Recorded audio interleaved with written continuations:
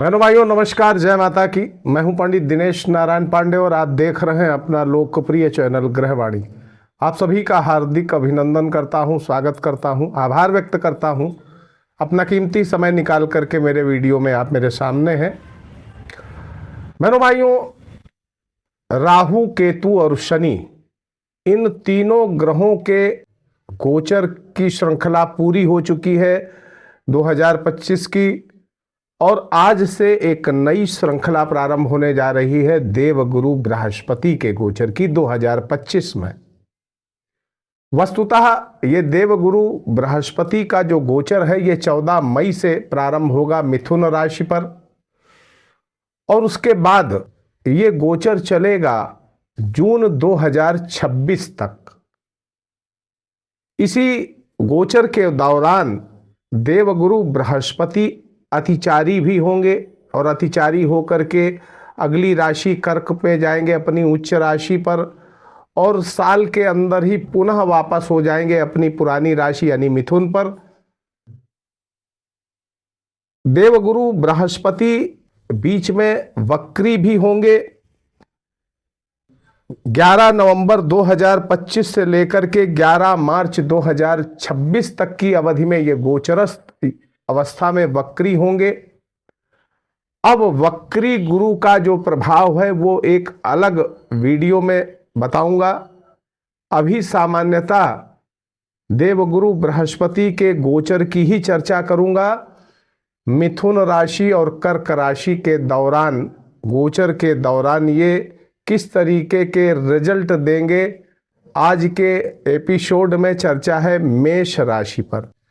मेष राशि पर देवगुरु बृहस्पति के गोचर का क्या परिणाम मिलेगा इन लोगों को, इसी पर चर्चा होगी। अगर आप मेष राशि के व्यक्ति हैं या आपके जन्म की लग्न मेष राशि की है तो भी आप इस वीडियो को देख सकते हैं। इस वीडियो की खासियत बहनों भाइयों ये है कि इसमें मेष राशि की तो चर्चा होगी ही होगी। आपकी कोई भी लग्न हो मेष से लेकर के मीन तक, तो आपके ऊपर सीधा उसका क्या प्रभाव पड़ेगा इसकी चर्चा विशेष रूप से होगी। ये जो वीडियो है दो भागों में है। पहले भाग में 14 मई तक की स्थिति की चर्चा है, और उसके बाद 5 दिसंबर 14 मई से 18 अक्टूबर तक की अवधि की, उसके बाद 5 दिसंबर से लेकर के वर्षांत तक की, और 18 अक्टूबर से लेकर के 5 दिसंबर के मध्य की, जब ये अपनी उच्च राशि कर्क में गोचर करेंगे, उसकी चर्चा होगी। तो यहाँ पर ये वीडियो बड़ा महत्वपूर्ण होने वाला है। अप टू डेट जानकारियाँ मिलने वाली हैं। ये वीडियो इसलिए भी खास है क्योंकि इसमें आपके जन्म नक्षत्र की भी चर्चा है। आपके जन्म नक्षत्र के आधार पर देवगुरु बृहस्पति का गोचर किस तरीके के परिणाम आपको देगा। नक्षत्र का जो गोचर होता है ये प्रायः बड़ा सटीक होता है। उसकी चर्चा बिल्कुल लास्ट में करूंगा, तो ये वीडियो में बने रहिएगा अगर आप मेष राशि के व्यक्ति हैं या मेष लग्न है आपकी। सबसे पहले गोचरस्थ व्यवस्थाएं देख लेते हैं। 1 मई 2024 जब देवगुरु बृहस्पति वृषभ राशि में गोचर किए थे दोपहर 1 बजे, और इस वर्ष 2025 में 14 मई को ये गोचर करेंगे मिथुन राशि में रात्रि में 10:35 पर, और 18 अक्टूबर 2025 को देवगुरु अतिचारी होकर के अगली राशि कर्क, जो इनकी उच्च राशि है, वहां पर गोचर करेंगे शाम को 7:51 पर। 11 नवंबर 2025 को रात्रि में 10:10 पर ये वक्री हो जाएंगे, और 5 दिसंबर 2025 को शाम के 5:24 पर वक्री गति से ही अपनी पिछली राशि यानी मिथुन राशि पर आ जाएंगे। 11 मार्च 2026 को ये मार्गी हो जाएंगे, और 2 जून 2026 को ये पुनः अगली राशि कर्क में प्रवेश करेंगे। ये टोटल गोचर है 2025 और 2026 तक की अवधि का जून 2026 तक की अवधि का। तो आइए सबसे पहले बात कर लेते हैं 14 मई 2025 तक की अवधि, जब ये वृषभ राशि में गोचर कर रहे हैं और ये पिछले वर्ष से गोचर कर रहे हैं। तो कुछ परिणाम आपको रिलेट करते हुए महसूस होंगे, क्योंकि पिछले कालखंड को आप भोग करके आए हैं। अब 14 मई तक कैसे रिजल्ट मिल रहे हैं, तो आइए समझने का प्रयास करते हैं। देवगुरु बृहस्पति का जो गोचर पिछली दफे हुआ था, ये तांबे के पैरों से हुआ था। अब तांबे के पैरों से जब भी किसी भी ग्रह का संक्रमण होता है, ट्रांजिट होता है, तो फाइनेंशियल स्थिति पर कोई खास फर्क नहीं पड़ता, कैरियर पर कोई खास फर्क नहीं पड़ता है। आपकी वृद्धि होती है, आपकी उन्नति होती है, चाहे वो आपके किसी भी जीवन का कोई भी क्षेत्र हो, हर जगह सर्वांगीण उन्नति होती है, तरक्की होती है। आपके व्यापार में, आपके कार्य क्षेत्र में भी तरक्की के अवसर आते हैं। अब बहनों भाइयों, ये जो देवगुरु बृहस्पति का गोचर था, ये इनकी अपनी शत्रु राशि पर था। शुक्र इनके शत्रु हैं नैसर्गिक, तो वहां पर देवगुरु का गोचर है। स्वाभाविक रूप से कुछ परेशानियां रही हैं। परेशानियां किस तरीके की, तो थोड़ा सा पारिवारिक दुख, कलह और अशांति, इस तरीके का अनुभव आपने किया। बराबर ऐसी स्थितियां बनती बिगड़ती रहती हैं, एक सी नहीं रहती हैं, बनती बिगड़ती रहती हैं। उन्नति के लिए अधिक परिश्रम करना पड़ेगा। 14 मई तक ऐसी ही स्थितियां आपके साथ बनी हैं। मेहनत करनी पड़ेगी, लेकिन तरक्की बाधित नहीं होगी, आर्थिक व्यवस्थाएं अवरुद्धित नहीं होंगी। अब अगर हम देखें तो 14 मई तक जितने भी मेष राशि के व्यक्ति हैं, अगर वो शिक्षा के क्षेत्र में है, पढ़ाई कर रहे हैं, तो उच्च शिक्षा प्राप्ति सुगम हो जाएगी। उच्च शिक्षा के अवरोध दूर हो जाएंगे। आपको उच्च शैक्षणिक डिग्री प्राप्त हो जाएगी। आपके स्वभाव में परोपकारिता आएगी। जो धर्म के क्षेत्र में है, धर्मगुरु हैं, जो कथावाचक हैं, उनके लिए बहुत अच्छा परिणाम देवगुरु बृहस्पति से मिलने वाला है। पहली दृष्टि पंचम भाव पर, इनकी जो पंचम दृष्टि है देवगुरु की, वो छठे भाव पर पड़ेगी। द्वितीय भाव में बैठे हुए हैं, तो वहां से जो पंचम दृष्टि वो छठे भाव पर पड़ेगी। आपके शत्रु नाश होंगे, रोग नाश होगा, ऋण नाश होगा। और इनकी जो दूसरी सप्तम दृष्टि है अष्टम भाव पर है, दीर्घजीवी बनाएगी। यानी इस अवधि में मान लीजिए आपकी जन्म कुंडली में कोई अकाल मृत्यु का योग बन रहा है, या अल्प मृत्यु का योग बन रहा है, या अल्प है कोई, तो यहां पर आपकी रक्षा करेंगे देवगुरु बृहस्पति, क्योंकि इनकी पहली दृष्टि अष्टम, दूसरी दृष्टि सप्तम दृष्टि जो है वो अष्टम भाव पर पड़ रही। जो कथावाचक हैं, धर्म के क्षेत्र में है, एस्ट्रोलॉजर हैं, जो रिसर्च फील्ड में है, उनके लिए भी देवगुरु बृहस्पति की यह दृष्टि अच्छे रिजल्ट देगी। तीसरी इनकी जो दृष्टि पड़ रही है वो आपके कर्म क्षेत्र पर है। यानी कर्म क्षेत्र आपका थोड़ी बहुत परेशानियों के साथ नॉर्मल रहेगा। कुछ तरक्की के योग भी बनेंगे, कुछ प्रमोशंस के भी योग बनेंगे। वाणी के विकार आपके दूर होंगे।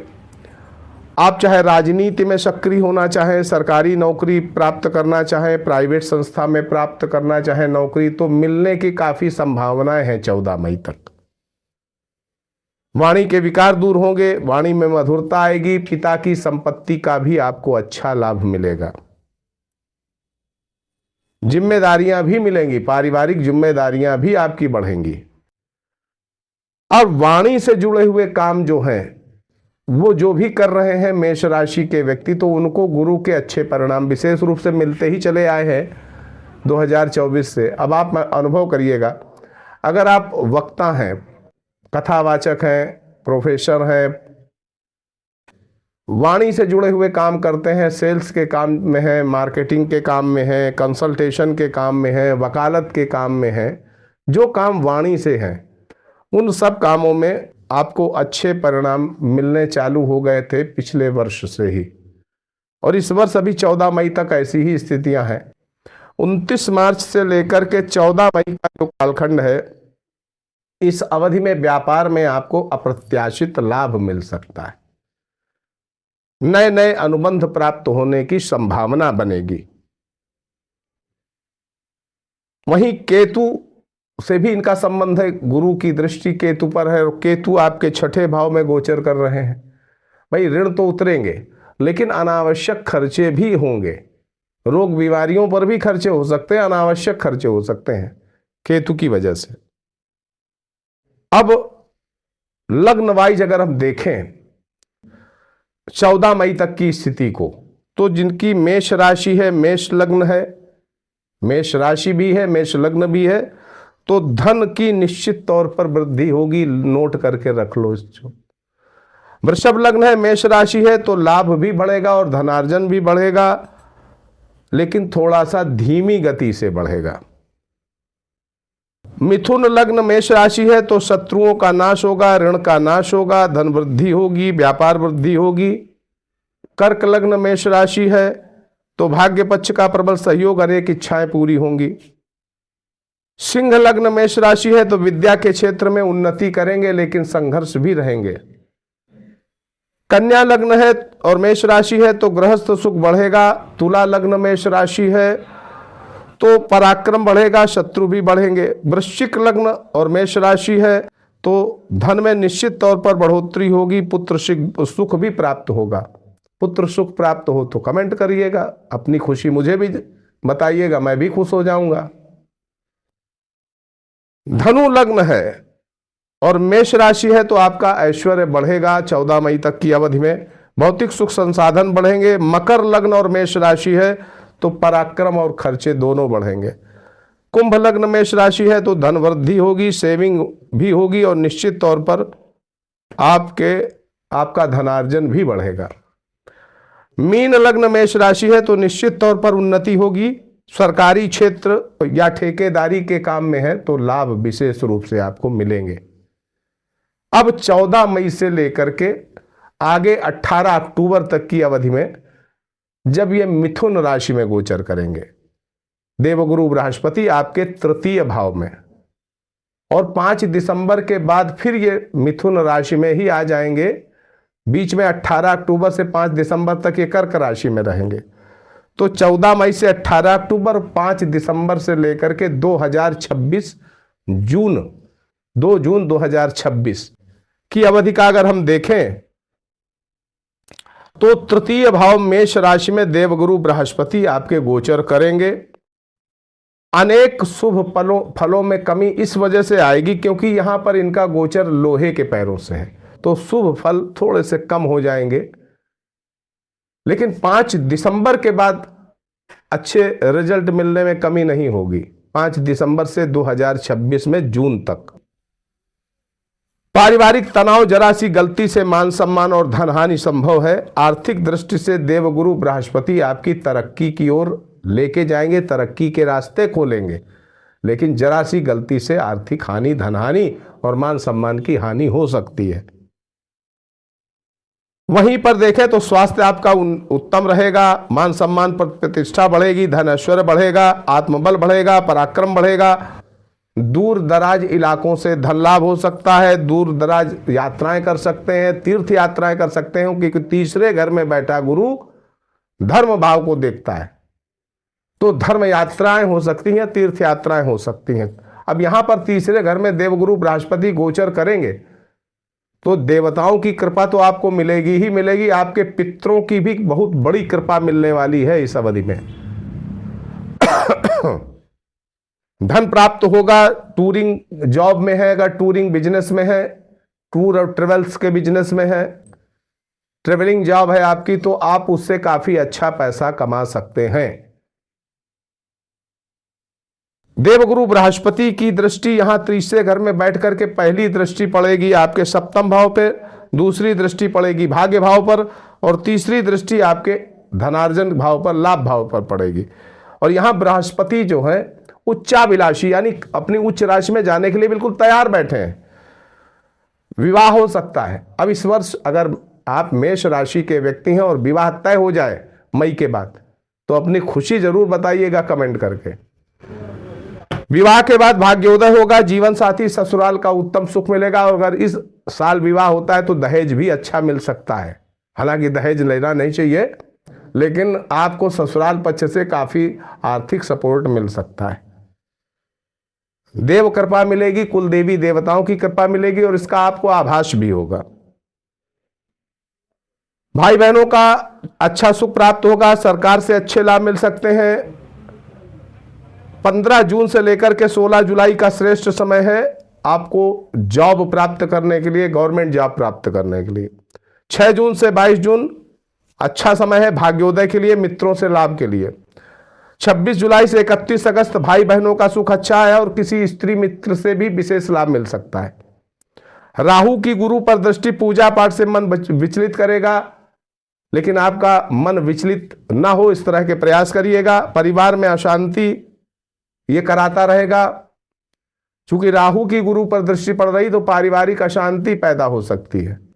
वहीं पर आपके शरीर की बायोकेमिस्ट्री भी थोड़ा सा चेंज होती है। पेट से जुड़ी, लीवर से जुड़ी, भूख कम लगना, ऐसी समस्याएं हो सकती हैं। परमार्थ में भी स्वार्थ निकालने का प्रयास करने लग जाता है जब राहु की दृष्टि गुरु पर पड़ती है, तो परमार्थ में भी स्वार्थ व्यक्ति निकालने लग जाता है। अब 14 मई से लेकर के 18 अक्टूबर की अवधि और 5 दिसंबर से लेकर के जून 2026 तक की अवधि में अगर आपकी लग्न कोई भी हो, मेष से लेकर के मीन तक, और राशि मेष है, तो मैं बता रहा हूं कि आपकी किस लग्न पर किस तरीके का रिजल्ट मिलेगा। मेष लग्न, मेष राशि है, आपका पराक्रम बढ़ेगा, भाग्योदय होगा, गृहस्थ सुख बढ़ेगा। वृषभ लग्न है, मेष राशि है, भाई कुटुंबी जनों का सहयोग प्राप्त होगा। मिथुन लग्न, मेष राशि है, गृहस्थ सुख में बाधा आएगी, किसी दुष्ट व्यक्ति का हस्तक्षेप आपके दाम्पत्य जीवन में होगा, जिससे पारिवारिक माहौल असंतुलित हो सकता है, सावधान रहने की जरूरत है। कर्क लग्न मेष राशि है तो खर्चे अधिक रहेंगे। सिंह लग्न मेष राशि है, पराक्रम वृद्धि होगी, संतान सुख, परिवार सुख उत्तम रहेगा। कन्या लग्न मेष राशि है, व्यापारिक लाभ में वृद्धि होगी। तुला लग्न मेष राशि है, कुटुंब सुख में बढ़ोतरी होगी। वृश्चिक लग्न मेष राशि है, खर्चे अधिक रहेंगे। धनु लग्न मेष राशि है तो जनसंपर्क बढ़ेगा, उन्नति होगी। मकर लग्न मेष राशि है तो पराक्रम बढ़ेगा, खर्च बढ़ेगा। कुंभ लग्न मेष राशि है, धन व्यापार में वृद्धि होगी। और मीन लग्न मेष राशि है तो उन्नति का बहुत अच्छा समय रहेगा। कार्य क्षेत्र में उन्नति और कार्य क्षेत्र में अतिरिक्त प्रभार आपको मिल सकता है। अब 18 अक्टूबर से 5 दिसंबर की अवधि का भी सुन लीजिए, जब कर्क राशि यानी अपनी उच्च राशि में देवगुरु बृहस्पति गोचर करेंगे। रजत पाद से इनका इस समय भ्रमण होगा। जीवन के हर क्षेत्र में, हर प्रयास में सफलता। 18 अक्टूबर से 5 दिसंबर के बीच में, यद्यपि यहाँ चतुर्थ भाव में गोचर करेंगे और चतुर्थ भाव में देवगुरु बृहस्पति का गोचर अच्छा नहीं माना जाता है, लेकिन यहाँ पर एक राजयोग बना करके देवगुरु बृहस्पति गोचर करेंगे। वो राजयोग, हंस नाम का राजयोग, आपके लिए बड़ा अच्छा साबित हो सकता है। हर कार्य में सफलता, आय के नए स्रोत विकसित होंगे, इष्ट मित्रों का सहयोग मिलेगा। व्यापार और कार्य क्षेत्र में, नौकरी में तरक्की। लेकिन बताया चतुर्थ भाव में देवगुरु बृहस्पति का गोचर ज्योतिष ग्रंथों में कम अच्छा माना जाता, तो थोड़े बहुत नकारात्मक परिणाम भी मिल सकते हैं। आर्थिक लेन देन में सावधानी बरतनी पड़ेगी, यह है नकारात्मक परिणाम। आर्थिक लेन देन में सावधानी बरतिएगा, नहीं तो नुकसान हो जाएगा। पारिवारिक सामाजिक जीवन में समय समय पर आपको तनाव मिलेगा। इस गोचर की खासियत यह है कि चतुर्थ भाव में देवगुरु उच्च राशि में गोचर करेंगे तो हंस योग बनाएंगे, कुल दीपक योग बनाएंगे, केसरी राजयोग का निर्माण करेंगे, जो आपके साथ ही साथ माता पिता की तरक्की भी करेगा। तो मेष राशि के अगर आप जातक हैं तो निश्चित तौर पर आपके माता पिता की तरक्की भी इस वर्ष संभव है। शिक्षा के लिए उत्तम है, राजा तुल ऐश्वर्य मिलेगा, अनायास धन की प्राप्ति होगी। लॉटरी, सट्टा, शेयर बाजार के उतार चढ़ाव से भी धन की प्राप्ति हो सकती है, लेकिन इन्वेस्टमेंट किसी फाइनेंशियल एक्सपर्ट की देखरेख में करिएगा। देवगुरु की जो पंचम दृष्टि है अष्टम स्थान पर है, सप्तम स्थान पर है, और नवम दृष्टि जो है वो व्यय स्थान पर पड़ेगी। देवगुरु की पंचम दृष्टि अष्टम स्थान पर, सप्तम दृष्टि जो है वो दशम स्थान पर, और नवम दृष्टि व्यय स्थान पर पड़ेगी। दीर्घायु मिलेगी, यानी इस अवधि में जन्म कुंडली में कोई अगर अल्प का योग है, अकाल मृत्यु का योग है, तो उससे आपकी रक्षा हो जाएगी, जीवन रक्षा हो जाएगी। वहीं निसंतान की संपत्ति भी प्राप्त हो सकती है देवगुरु की अष्टम भाव पे दृष्टि। राज्य सरकार में नौकरी प्राप्त होने की संभावना काफ़ी अच्छी है। आप गवर्नमेंट से अटैच्ड हो सकते हैं, कोई इस तरीके का काम भी आपको मिल सकता है। 26 नवंबर से लेकर के 5 दिसंबर का जो एक कालखंड है, इसमें आप अच्छा मकान बना सकते हैं, अच्छा वाहन खरीद सकते हैं। 27 अक्टूबर से 5 दिसंबर के बीच में शत्रुओं का मान मर्दन कर सकते हैं। भूमि भवन से लाभ मिल सकता है। संपत्ति प्राप्त हो सकती है अनायास। जन्म नक्षत्र के आधार पर देखें तो अश्विनी नक्षत्र वालों के लिए 10 अप्रैल तक का बहुत गोल्डन पीरियड है, उसके बाद थोड़े बहुत संघर्ष है। भरणी नक्षत्र वालों के लिए 10 अप्रैल तक थोड़े संघर्ष है, उसके बाद फिर गोल्डन पीरियड। कृतिका नक्षत्र वालों के लिए 10 अप्रैल तक आर्थिक व्यवस्थाएं बहुत सुदृढ़ रहने वाली हैं, उसके बाद थोड़े से संघर्ष। सुखी रहे, समृद्ध रहे, इसी मंगलमयी कामना के साथ मैं पंडित दिनेश नारायण पांडे आपसे विदा लेता हूं। फिर मिलते हैं अगले एपिसोड में, तब तक के लिए आपको नमस्कार करता हूं।